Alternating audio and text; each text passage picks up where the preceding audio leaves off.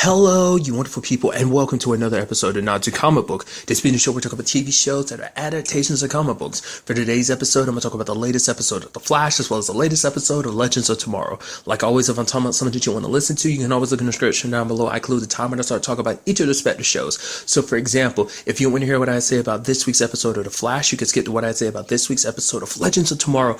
But the first thing I'm going to talk about is this week's episode of The Flash. In this episode, we're doing a little more investigating into all the people on the bus that were affected by the dark matter and turned into metahumans. The person in this particular case is Ralph Digny, a person who has an interesting connection to Barry's past. The way Barry was super pissed at him and everything, I figured he must have been like a cop that was connected to then maybe Barry went to him for help in the past about his mom's murder case. Because that's actually something interesting too that Joe had pointed out too. It's like, oh, you don't have your mom's case up there anymore, and he's just like, oh, of course not. Like he's like, it's solved, and it's like, huh? Has that something that's always been there? Is that something people pointed out, or something that he always kept his mom's case there? I guess more so than anything, it's to represent the fact is that he is kind of like he finally has moved on, just because I guess because of the consequences he created because of Flashpoint and everything last season.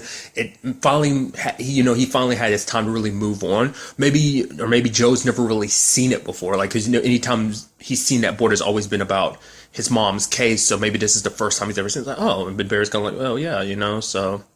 I don't know. That just seemed like that might have just been an inside thing or something. But nevertheless, but it turns out Ralph, kind of a dirty cop, because there was a case where this man murdered his wife. But the fact of the matter is there was no evidence, and Ralph ended up planting some evidence.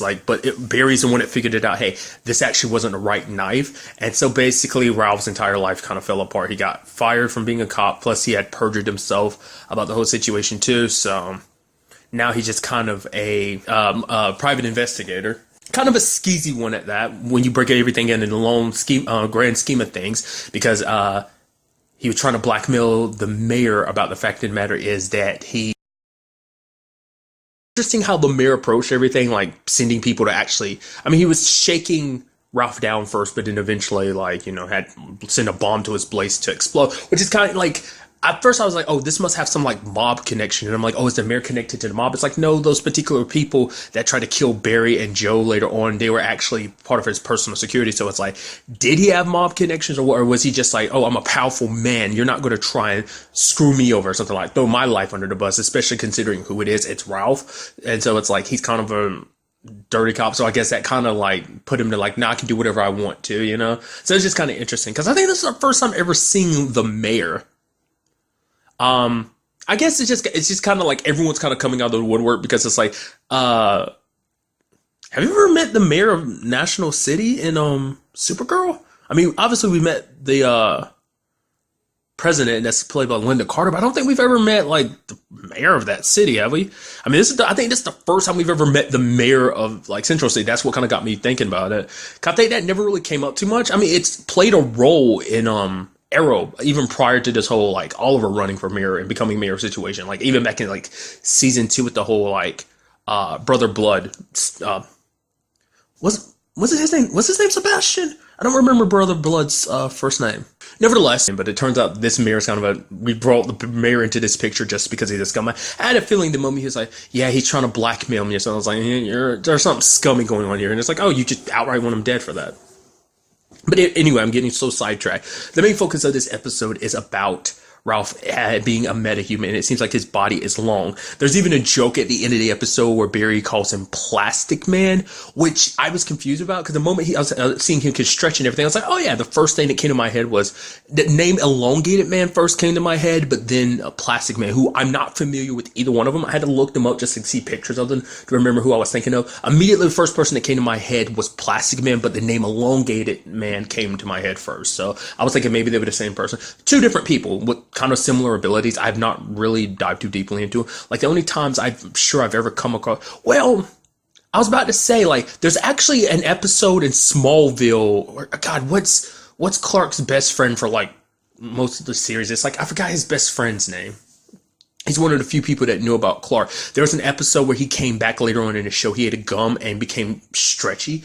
And I don't know if that was supposed to be a reference to either one of these characters. I think he's supposed to be Elongated Man because of the whole situation of like also not liking the name Plastic Man, not unless that's just supposed to be an inside joke. But it's also because from what I was reading, it was like Elongated Man first popped up in Flash comic books, so that's what kind of brought that to my head.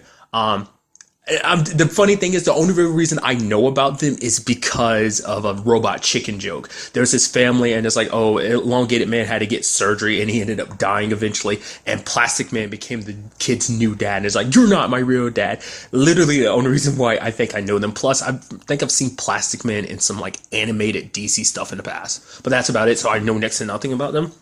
But, what I appreciated about this was the fact of the matter is it caused a little tension amongst the team because Barry's like, nope, everyone in this list is a villain. It's like, wow, you're really labeling this Ralph guy as a villain. But for Barry, it's like, Barry's kind of a stickler and it's like, you broke the law, you did some bad things. And even Joe agrees. It's like, but, Barry does later on feel responsible because it's a conversation that, Caitlin kind of brought up before. It's like, the fact of the matter is, look at me. It's like, you're not giving him a chance. Look at me. I've struggled with the whole situation, but it's like, you're different. You're a good person. But the fact of the matter is, that's also coming from the aspect of not just what Caitlin went through last season, but also because of the fact is that she's still struggling with it this season. So it's not some, she acts like the whole problem's still behind her, but it's like, no, it's still here and ever present. But it's also a situation of it's like, Barry, cut him some slack. Both you and me have been in this exact situation, waking up in this lab, realizing that our lives will never be the same. But also for Barry, it's a situation of like, did I ruin his life? Because it's like, look at what we've done in the past. We've cut corners with a lot of stuff, especially like in the metahuman stuff. It's something I don't think I've ever really thought about and pointed out. But the fact of the matter is, for the longest time, they just locked metahumans up in the pipeline. But now, obviously,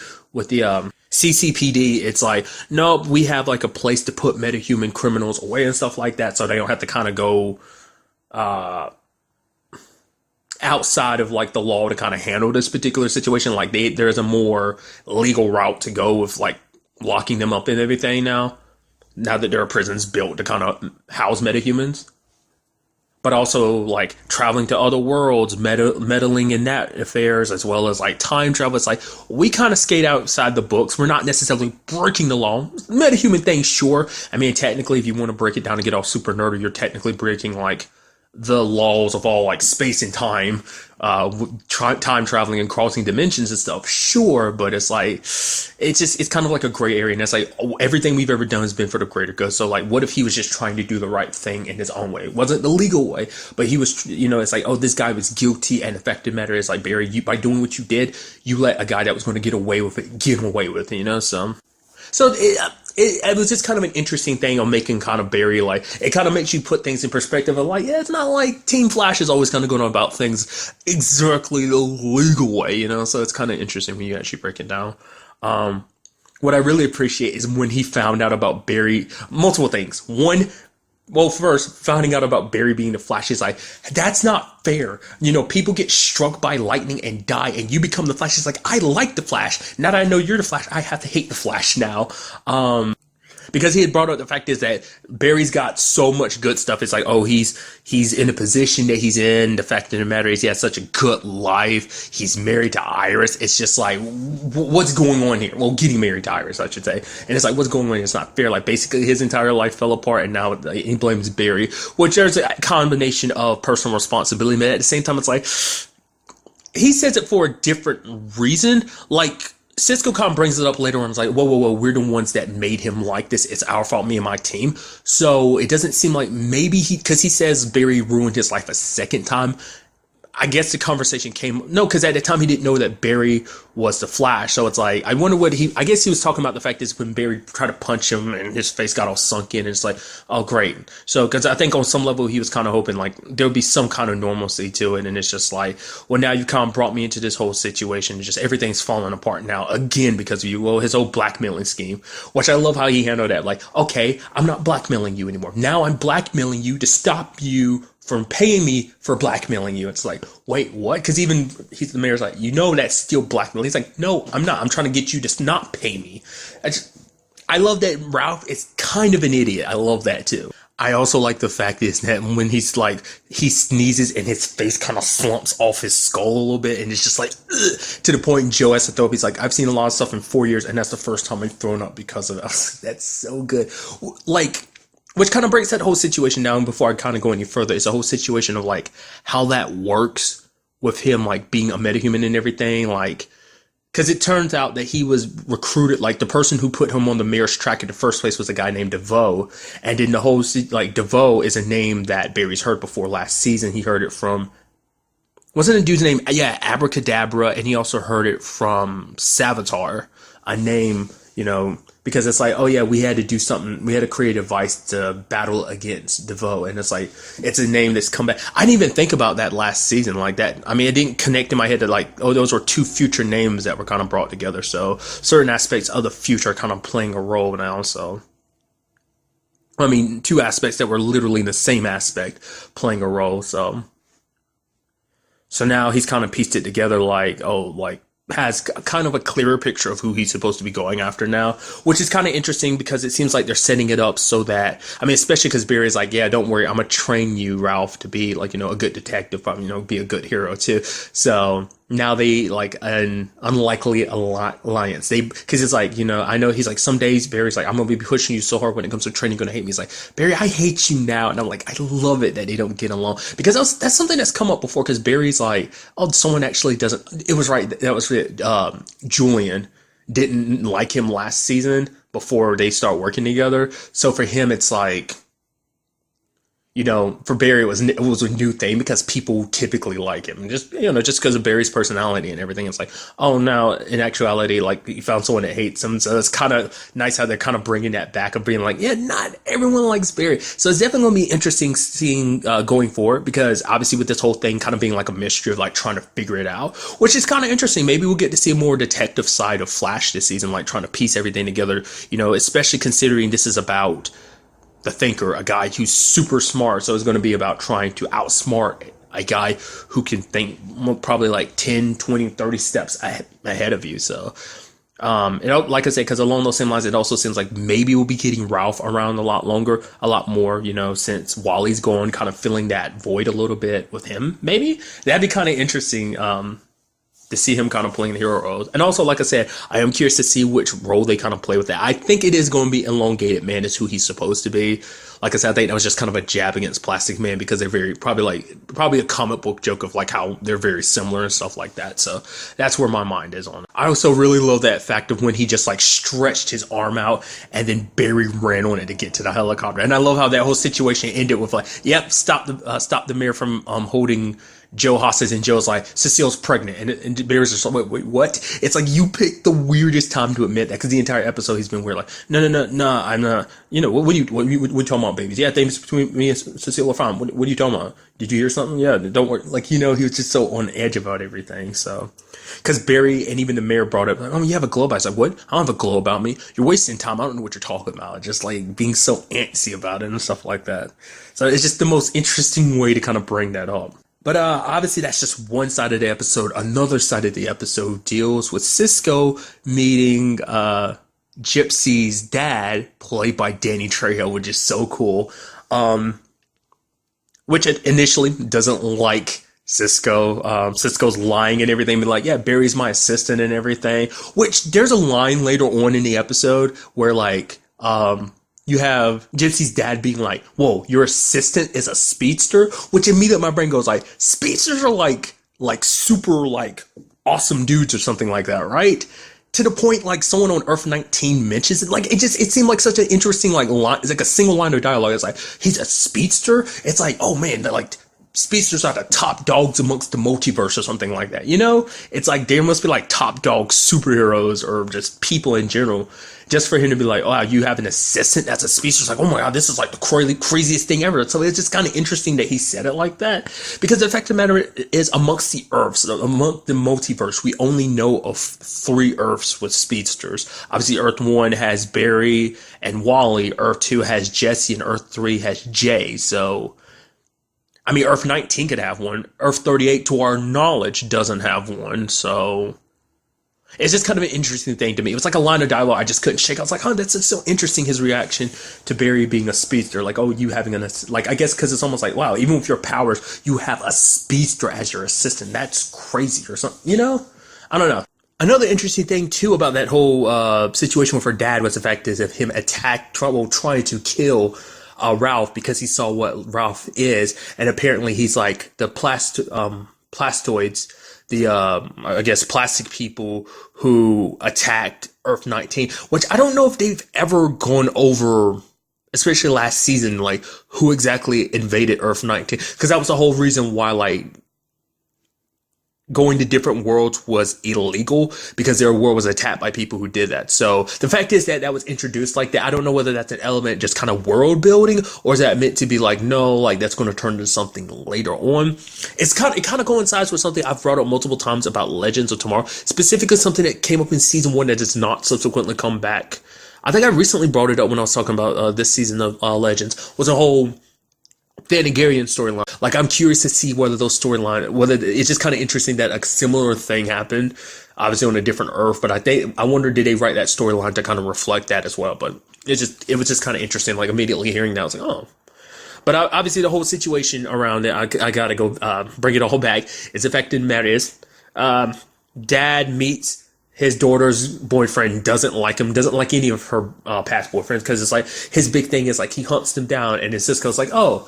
She's like, so where's our last boyfriend? He's like, I don't know. It's like, oh, he got away. It's like, no, I don't know where he is, because I don't know what happens to you when you die. It's like, what do you think, I'm a psychic or something? Like the way he responded like that, and he's counting down. And to make it interesting, he's like, oh, don't use your powers and try and escape me for like 24 hours. Which you had Harry having to remind Cisco, like, oh yeah, like you do have other aspects other than your powers. You do have your brain. You are a smart person. Also telling him like, yeah, you know, any person would be lucky to have you, because obviously you're a great guy. You know, anyone would be happy to have you date your daughter, except for me. Never date Jesse. Jesse's off limits. You understand that? It's like, okay, it's like, I love Cisco being like, I love the fact that you're trying to pull me up, and you're giving me dating advice and everything, but then you're tearing me down, because he's telling Cisco just to be himself. So luckily everything worked out, because he respects Cisco now. It's like, I still hate you, but I respect you, because the fact of the matter is you stood up to me for the people that you care about. So that was cool. Also learning Gypsy's real name, her name being Cynthia, which was like Cisco was trying to get out of her at the beginning of the episode, but she wouldn't let it go. Also, you find out her dad's real name is Josh, which is interesting, which Cisco's like, Cynthia, you're not so bad. And she's like, really? You keep calling me Cynthia and we'll see. It's just, I guess the reason why she didn't want him to know, because it's like, you know, obviously she says like, oh, it ruins some of the mystery, but I guess it also like, it makes her seem softer than what she is. It's just like, which in all honesty, like, was it the last episode or the week before, whichever, it was a week before, but the whole like her like, you know, like 1 and 1 equals 1, you know, what was it called, 111 day, her getting all like gushy about that and everything. Kind of, she like I said, it's so interesting, because it's like she's been such a badass tough person like every time we saw her last season, but now you see like that softer side of her, and I think that's just her trying to keep up that tough exterior. So it was just a cute thing, and obviously getting to meet her dad, that's very interesting. So I wonder will we cross paths with him more this season or not. Then also there was a little peek into Caitlyn's story this episode, where it was basically like someone left a message on her door being like, oh, we miss you, come back soon, essentially. So whatever it is that Caitlyn got mixed up in that 6 months is not letting go that easily. She thought she could just walk away. I think she thought she kind of had everything under control, but seems like it won't be that easy. I wonder, is this going to be connected to the Thinker situation? Because that's something we have to go back to as well. I think I kind of tapped into it a little bit, but it's like, what was the point of getting Ralph on the Mirror's case? Is it to push Ralph more in a direction to be evil? Was that the whole point? Was it to kind of put a rift between Team Flash and him? Or is it supposed to be to put him on Team Flash so that he can be an inside source? Like, what would be the point? Because the whole point was to make 12 metahumans, which I would assume would be necessary for whatever your plans are, whether it's like take over Central City, take down the Flash, whatever the case may be. I'm curious, like, what the ultimate end result is when it comes to all of this. Like, because that seems like it's more of a good thing, them crossing paths. But, you know, like I said, he thinks 10, 20, 30 steps ahead. So it's like hard to say like what his ultimate goal is. So I'm very interested to see what that's all about. Overall, an amazing episode. I'm very interested to see what goes down in the next episode. And now moving on to this week's episode of Legends of Tomorrow, another amazing episode. This episode dealt with the team going back to 1988 trying to fix Ray's past. Did not realize at the time, like, until the previews kind of like showed it to me. I did not know that Ray actually died. I knew this had to deal with him, but I didn't know what it was all connected about. But apparently he died, which kind of sucks. And he actually temporarily disappears, which technically in the grand scheme of things, this is the first time Ray's died in the storyline, because there's the whole like season finale last season where everyone technically died, even Sarah, even though Sarah's died like quote unquote multiple times. She's only really died once, but technically I don't know if being erased is the same thing. But obviously, like, you know, that all technically doesn't count because that was just kind of a time that no longer exists. But nevertheless, it's all about trying to ensure that Ray stays alive and fix the anachronism that is his past. Did not expect things to be what it was. Like, I was like, okay, it was some kind of creature or something he was keeping. And it turns out, said creature turns out to be a freaking Dominator. Didn't see that coming. Which is kind of interesting, because there's a moment later on in the episode I was wondering about where it's like Sarah's mind gets read by the Queen, which there was a moment it shows you a glimpse of like them crossing paths with the Dominators back in the like Heroes versus Alien crossover last season, which makes me wonder, is that going to affect things in any shape or form? Like, you know, it's kind of like that is their future to a certain extent, but it's like, did Sarah kind of help make that along? Cisco kind of had his own part to play in that because of the whole time traveling thing. So it's like, I don't know. It also makes you wonder, is that whole like Gumball situation, being the Dominator that young Ray named. I am curious to know, like, will that kind of affect things in the future? I mean, will we cross paths with the Dominators? Like, because the only other time we've subsequently seen the Dominator since then is an episode of Supergirl last season where they popped up on Earth 38. So obviously it's a different time, so it doesn't really count. But still, this is all about a government facility trying to keep everything in line. They were going to kill, which kind of super sucks because it's like, I mean, the government was about to kill Ray because he was a little kid that knew too much. Super messed up. But I love just overall this episode of just how it's structured, because everything dealt with, like, you know, Ray being like, oh, we need to bond as a team, especially with Zari being a part of the team and everything. And I really like what they did in this episode of it being mainly like Zari and Ray that kind of bonded, like them kind of really getting to know each other. Like, because something she had pointed out in this episode I never really noticed before, but Ray's kind of the beam of optimism amongst the group.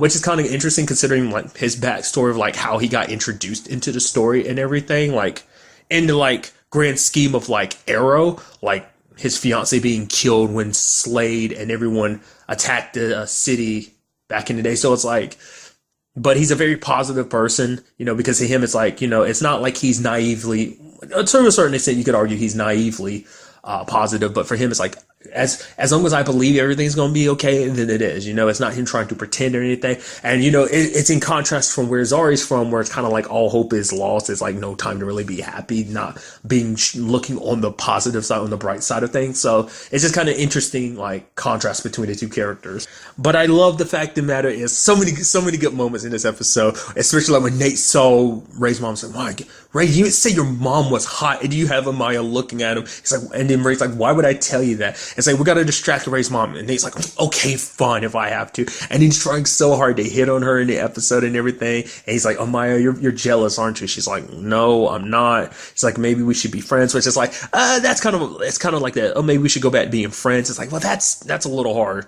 considering everything that you went through, like you being in a relationship, fighting to kind of stay together and everything. And then there's also the fact that you were going to move in together, start a life together, you know? So it's like, you can't really pull back from that too much. Because I was like, that's a little dickish on Nate's part. I mean, obviously later on he's kind of joking about it. You know, it's like, oh, how do I look when he's about to go check on Ray's mom? And it's like, I'm just kidding, you know? But then he starts like, she makes the moves on him. I was like, whoa. So he was right about being charming and everything. I was like, oh man, and she's pushing on him and everything. And then Amaya finds his mom, the real Mrs. Palmer, and it's like, oh, that's the Dominator messing with your head. And then he's like, see, I told you you're jealous. That's not really Ray's mom. And he's like, whoa. He's like, I kissed the Dominator, and I think I liked it, and I liked it too. I also love the fact is, because they're so scared about the little baby Dominator, that being Gumball going to hurt like those agents, but it's like, no, he actually makes him do Singing in the Rain, which I love Rory's comment of like, while they're listening to it, like when Ray was originally listening to it with Gumball, it's like, oh yeah, it's fine, but it's like Fiddler on the Roof is a lot better. And you have Stein and Sarah looking at him, he's like, what? like he can't have good taste or something. Like, I love it. But I love the fact is that Gumball ended up making those agents dance and sing it, and then just Ray be like, oh man, this is so good. Like, oh man, they're about to get to the best part. Do we have to leave right now? But now that everything's kind of been settled, I'm curious, like, because time takes a little while to kind of set in, like, how much is that going to affect present day Ray? I mean, the anachronism was fixed by having, the baby go back with its mom, but the question is, like, beyond that, like, Ray still remembers. It's not like they wiped his memories of it, but he's also a kid at that age, which is super sad when you break it down, because it's like, oh yeah, Ray thinks these kids that were bullying him were like his friends, and he's just like, after they bully him and everything, he waves his hands at them, doesn't really have any friends, which Ray's like, I wasn't lonely, just focused on my work and everything. Which he was so worried about himself, because he's like, oh my god, I'm skipping school, I'm stealing candy for Gumball. It's like, oh my god, like, I'm going to become like Rory. Which Rory was kind of like, hey, I like that this is like, hey, younger you had some, had some moxie to be a thief and everything. It's like, oh, I kind of like this version of you better, But it's almost an episode that almost kind of made Ray kind of question himself, because he has always been kind of a positive person. Like I said, Zari kind of questions that in this episode. But then you have the fact is that he's kind of like having to talk to his 8-year-old self of being like, so at some point you have to live in reality. Like, I think he has positivity, but up to a certain point of just like, yeah, you do kind of have to face facts in certain regards. But I think this episode kind of taught him that you shouldn't be too quick to give up, like looking at things from his 8-year-old perspective. He was able to like look as like, no, the fact of the matter is Gumball would never hurt me, which ultimately he never did. It's like kind of, I guess Ray should have a little more faith in himself. Like, if he believes something, then wholeheartedly believe it. Don't kind of, not trust himself. It's kind of, I guess, a lesson he could almost learn from this whole situation. Also, there's a whole situation where they had that ET moment of Zari using her power to make them fly in the sky.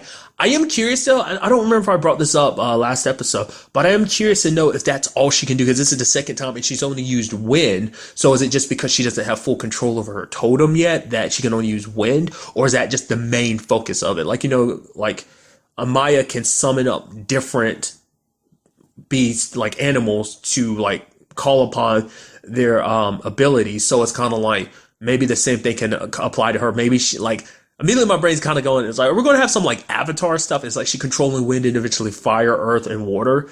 Also, side note, I'm going to try and avoid going too spoilerish in this. I just did a little like Googling and stuff because I was curious about Zari in particular. I didn't read too much. It's some stuff that came up, but it seems like in particular certain adaptations of her character in the past have been, especially even in more recent years, have been connected into like the whole Shazam things like that. Apparently even like connected to Black Adam. So I don't know if any of that stuff is going to be brought to the table, especially like her storyline being kind of like connected. Like I said, I'm trying not to go too spoilerish in it, but it's like, if you are curious, I highly recommend you read into it. Like I said, I avoided reading too much, but it seems like in the comic books, from what I was reading, it seemed more like she's more along the lines of Shazam, especially like kind of how her powers work and what she's capable of. So I'm wondering, is all of this kind of going back to what I was bringing up just a while ago about her powers? Like, is that just like the first steps of something more or not? So maybe they're just making, like, to be fair, like a lot of the characters in this show are kind of a little different from like their typical comic book counterparts. So it's kind of like, well, maybe they're just doing their own thing. Because the moment she showed up in that Halloween costume, it's like, oh, this is weird. This isn't good to fight in. It's like, that has to be like a little like nudge at like her comic book adaptation stuff, which apparently it is. So it felt like one. Just like you gave her that particular outfit, it's like that has to be like a comic book wink or nudge. So I don't know. Like I said, I'm trying not to dive too deeply into it. I'm very interested to see what they do with Zari's character. I do, because I really felt like out of anyone that she was going to bond with, it was going to be Rory, just because like the whole like not being superhero things. But it's like this kind of establishing the whole thing of like her and like Ray bonding like that, like kind of like, I guess, like I said, like I said, the contrast between the characters. She's a little more cynical, I guess, to his more like optimistic. I guess it's just kind of how that works. I mean, to be fair, he's like, I'm sure, especially in compared to the rest of the team, he's like disgustingly optimistic. So I think there's like, there's a level to this whole situation. So I do love that when it was all said and done, they reunited Mom and Gumball, and then just you have like Nate kind of getting tears. He's like, I'm not crying, I got alien goo in my eyes, and Sarah's kind of crying too. She's like, yeah, me too. Which is like, it's so interesting seeing that side of Sarah too, because you never she's ultimate badass, but it's also nice when you do get to see that more like softer side of her. And then Nate would be like, okay, yeah, and now I'm also gonna go wash out my mouth. No. I mean, begs the question, was it really that disgusting, like making out with a Dominator? Like, until you realized it was a Dominator, you didn't mind. You even said it yourself, I liked it, which I guess that just makes it all the much worse. So, I also love that while this was all happening, Rory, Jax, and Stein had stolen the Wave Rider. Because I do like to appreciate the moment they're like, oh man, like Stein, he must be reporting to like the Time Bureau, like, oh, he's erasing these logs and stuff like that. He's using, he's going off on his own and stuff like that. He's got trying to make this secret communicator that can communicate through time. And it's like, no, he wasn't working for the Time Bureau, which would have kind of been interesting. I mean, it makes sense considering the whole like him being the most like, hey, we should make up with the Time Bureau. But it turns out it's all connected to Lily, which is like, oh, of course it is. Because his grandchild is about to be born. He's only recently been a parent to a certain degree and everything like that. Which has got to be crazy for Martin. Because it's like, he's only been like a parent for probably like less than a year technically. Because there's like the 6-month gap between season 2 and now. Which I guess he had that time to really catch up and get to learn how to be more of like a father. Now on top of that, his daughter is having a grandchild, which it was sweetly named Ronnie, which I love that look. That was a very nice, touch. So, and there was also the cigar thing in this, just like the Flash. I was like, is that like a traditional thing? Like the whole like, oh, bringing a baby into the world, you get cigars. I didn't know that was a thing, but okay. It must be a thing since since like Joe kind of did that as well as having Rory do it in this. So I don't know. But I guess one big thing you can take away from this episode, especially when it comes to Ray, is obviously like his mom was always like, obviously his mom sound like, she's like, oh, I just wish my son was more normal because the fact of the matter is wish he had more friends, not like spend so much time connected to animals. Just because of who Ray is, like, it was more of a situation of like, it's okay to kind of be the oddball that you are. I mean, because if it wasn't for him being the oddball that he was, he wouldn't be where he is right now. Might not have had many friends when he was younger, but he has many friends now. Like, he's part of this team, traveling through time, saving a day to a certain degree. Because even Zari asked, like, do your missions always go this bad? He's like, what? No, they don't. He's like, wow, actually they do.